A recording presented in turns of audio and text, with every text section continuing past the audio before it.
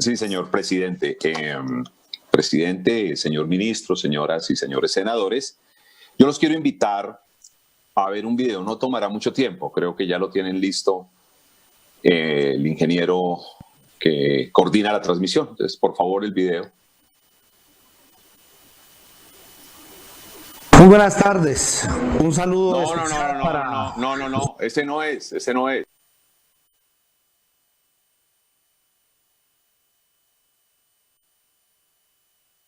Doctor, entonces, ¿el 1, el 2 o el 3?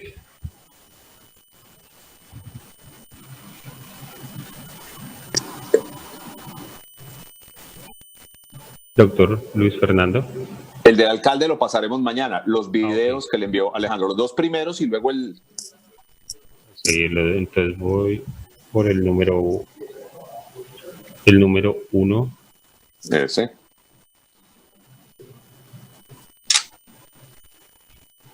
Lejos de ponerles un comparendo o evitar que continuaran con el espectáculo, se les unió. La que nos marca el camino que debemos recorrer, para más o para bien. A mí me... ¿Colaboras, por favor?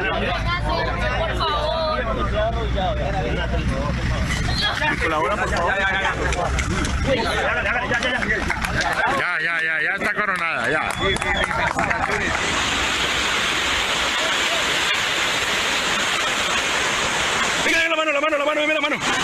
La mano. Ay, marica, el perrito.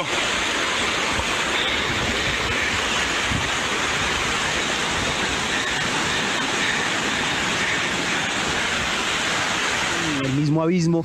¿En qué momento toma la decisión usted de lanzarse y cómo es esa situación? ¿En qué piensa usted? Yo en ese momento pensé fue en Dios. Le dije, Dios, ayúdame, que a mi compañero, a mí, todos los que nos encontramos a él y sobre todo a este ciudadano que nos guiara en ese momento, nos llenara de mucho valor y que él fuera el guiador de esta situación y que todo saliera afortunadamente como lo podemos estar contando hoy, bien.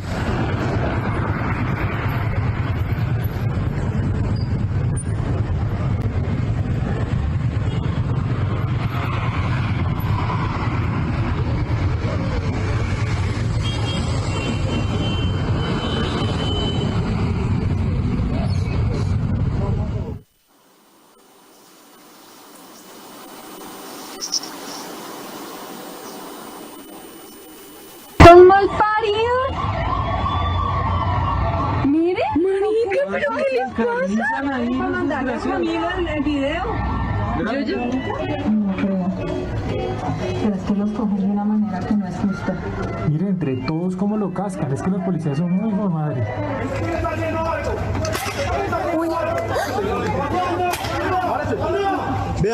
Vea.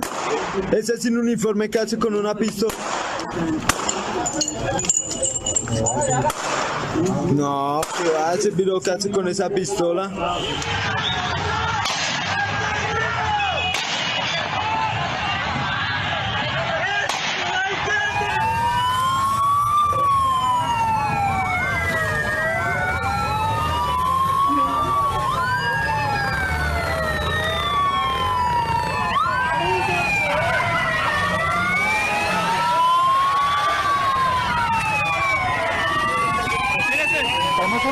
Estoy en mi derecho.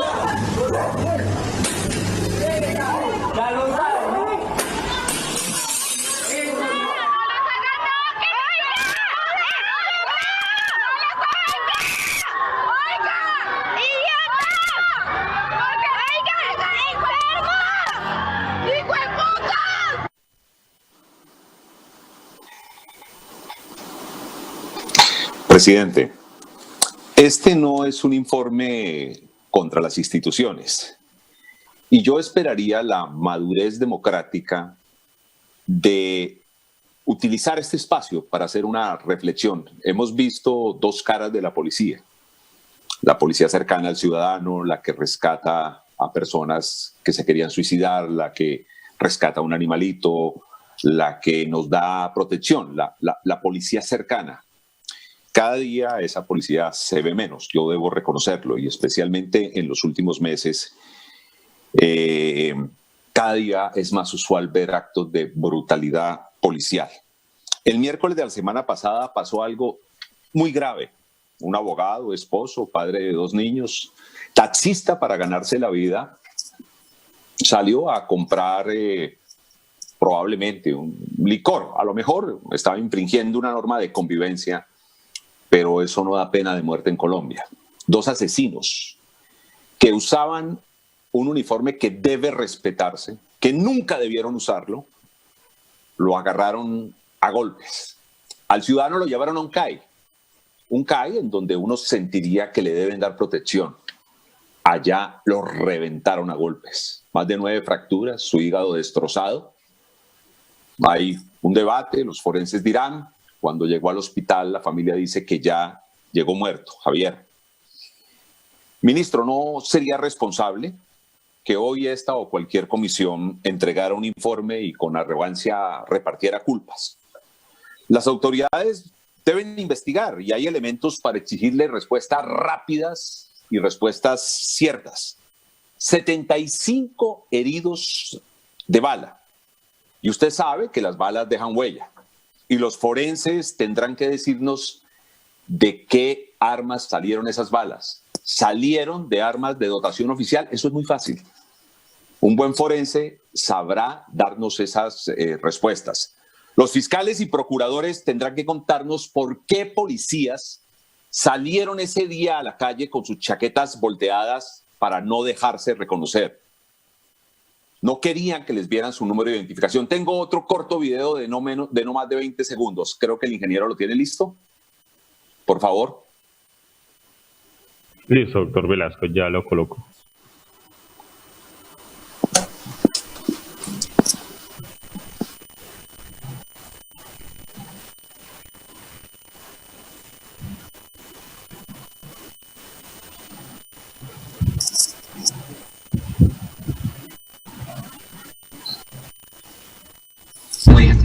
Millonarios prepara su compromiso del día sábado a las 6 de la tarde ante el Deportivo Cali, un partido pendiente de la 6ª fecha de la Liga Colombiana.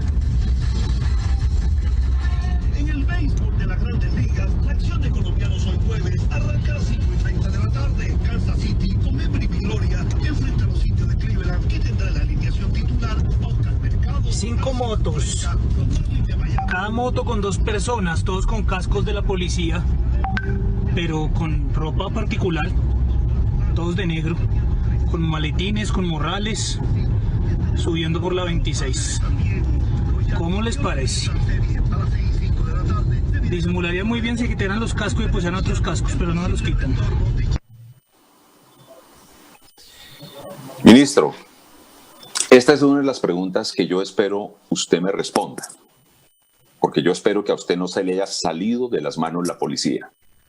¿Qué hacían no solo estos policías, sino muchos policías antes que se iniciaran las protestas ciudadanas, patrullando Bogotá con motos policiales, con cascos de la policía, pero con la chaqueta volteada, con la chaqueta negra para que no los identificaran? Muchos de estos policías fueron los que posteriormente molieron a golpes a ciudadanos. ¿Quién les ordenó salir así? ¿Quién les permitió salir de esa manera? La muerte de Javier fue el detonante, pero tengo la impresión que esa muerte fue como un florero de Llorente. En la calle, señor ministro, hay mucha indignación y no es prudente esconderla. Tenemos uno de los desempleos más altos de América Latina. El dinero que no se consiguió para pequeños empresarios, informales y diversos emprendimientos se ofreció con generosidad a los más poderosos. Los bancos recibieron desencaje bancario y con los primeros 9 billones se repartieron las utilidades para sus accionistas Y estos mismos no entendieron el papel a jugar en la crisis y poco hicieron para ayudar a salvar el empleo. A la red pública no le llegó el dinero para bioseguridad. Murieron muchos médicos, enfermeras.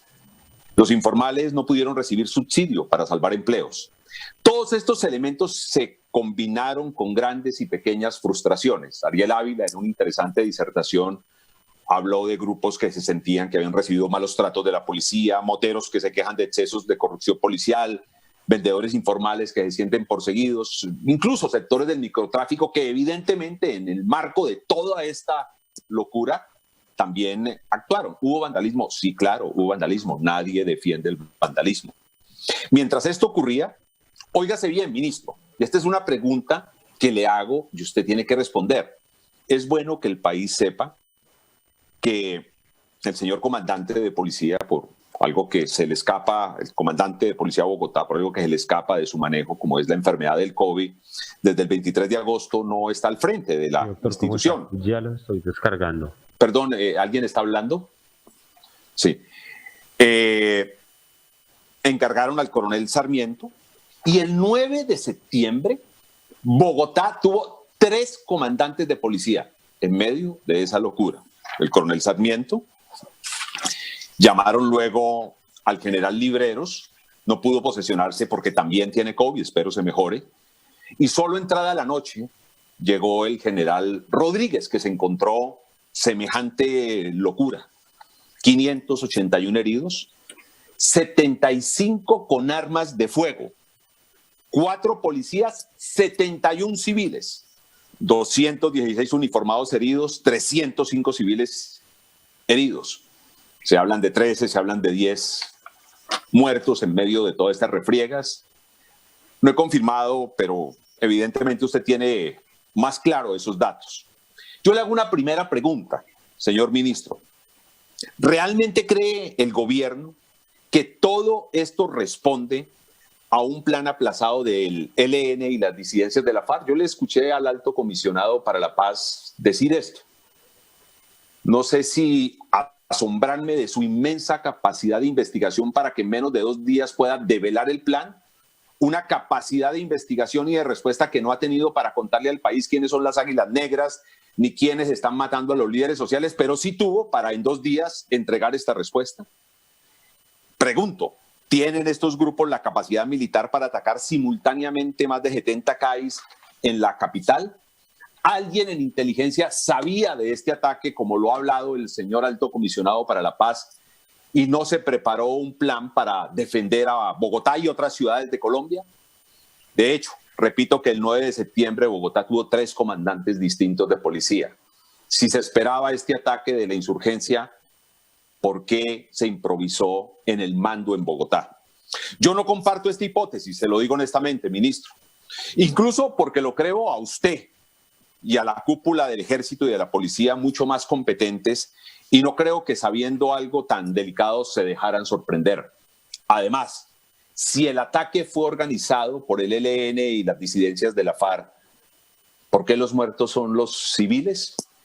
Y de las balas que dejaron heridos, 71 impactaron en civiles y 4 en policía. Usted compartirá mi tesis, no suena lógico. Hay una segunda pregunta, señor ministro. ¿Hay un problema de formación? ¿Todavía mantenemos los rezagos de una policía que formamos contrainsurgente? Con mi viejo, que fue procurador delegado para la policía antes de ser el primer procurador civil para el ejército de Colombia, comentaba en estos días, y él me hace unas reflexiones que yo las quiero compartir.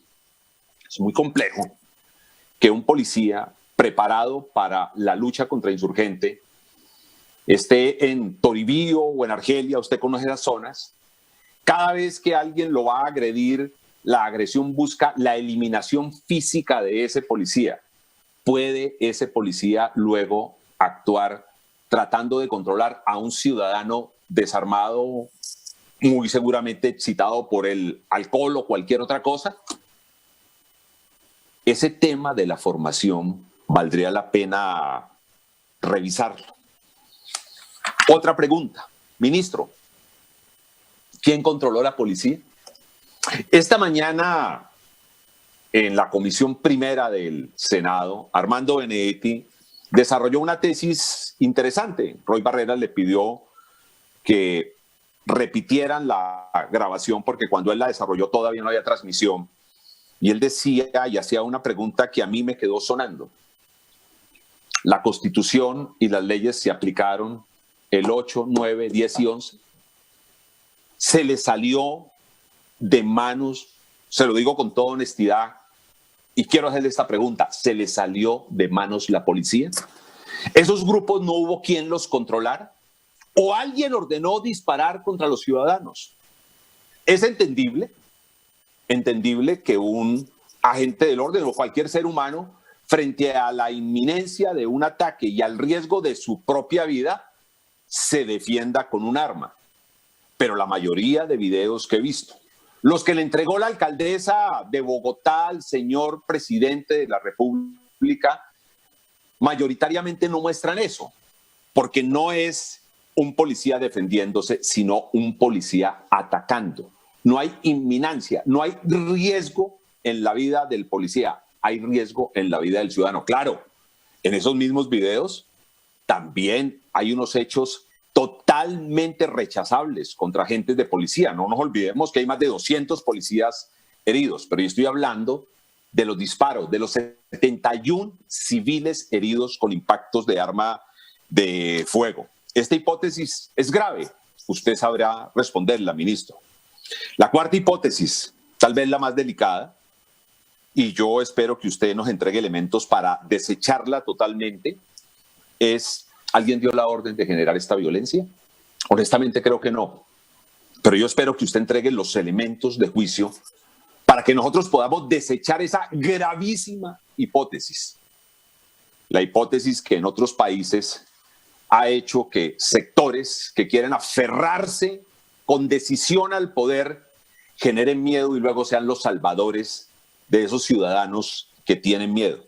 Termino, señor ministro. Usted sabe más que yo, porque es el ministro de la Defensa, que hay dos escuelas en la policía moderna.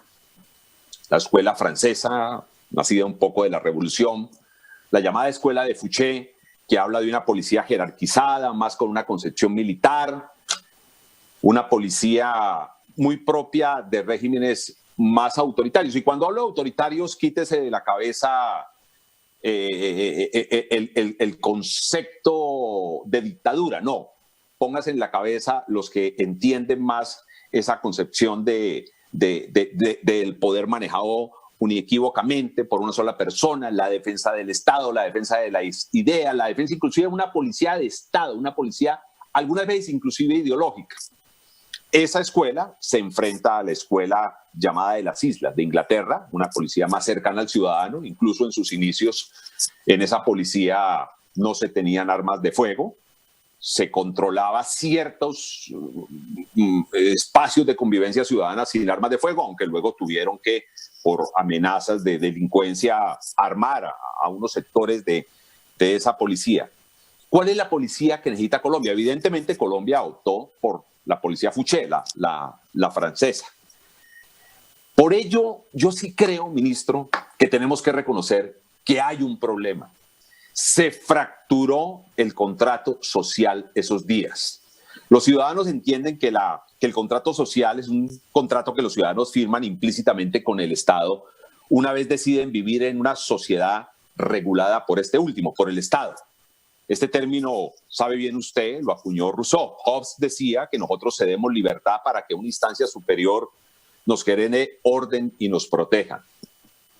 En los días de las manifestaciones en Colombia y particularmente en Bogotá, ministro, yo he hablado con muchos ciudadanos. Los ciudadanos sintieron que se les rompió el contrato social.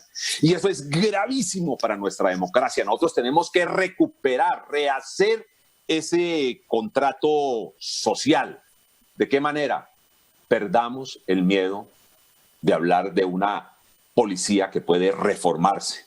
Una policía con una concepción mucho más civilista. La primera policía del video, no la segunda. La cercana al ciudadano.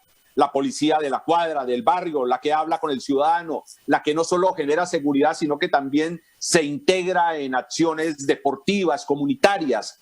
la policía que muchos de los que estamos aquí hemos conocido y queremos, la policía que necesita Colombia, la que nos genera confianza. Pero para ello hay que reconocer el problema. Los psiquiatras y los psicólogos le dicen a los drogadictos y a los alcohólicos, si ustedes quieren superar un problema, reconózcanlo. Ministro, yo esperaría que hoy usted reconozca que la institución policial tiene un problema y tenemos que enfrentarlo. ¿Cómo? Yo no tengo ya las respuestas. Creo que tiene que construirse unas respuestas con diversos sectores que piensen y que aporten y que hagan, aunque sea ese el único acuerdo que podamos hacer en este gobierno, todas las fuerzas políticas y todas las fuerzas sociales. ¿Se debe mantener el fuero militar, sí o no? Pensémoslo. ¿Debe estar la policía en el Ministerio de Defensa, sí o no? ¿O debe pasar al Ministerio del Interior? Pero pensemos algo, no salgamos a decirle a los ciudadanos que lo que aquí ocurrió fue un atentado leve contra la policía, organizado, planificado, porque las evidencias nos están diciendo otra cosa, señor ministro. Reconozcamos que aquí sí hubo un problema. Si usted lo reconoce, lo puede enfrentar. Si usted lo enfrenta y es capaz con el señor presidente de convocar un acuerdo nacional para intentar rescatar la institución policial, cuente con la mayoría del país. Si no, ministro, como se lo dijo el senador Juan Luis Castro, usted está en el lugar equivocado. Vaya a hacer campaña y deje que otro ministro sea capaz de transformar la policía, porque esta sociedad necesita una policía que respete al ciudadano.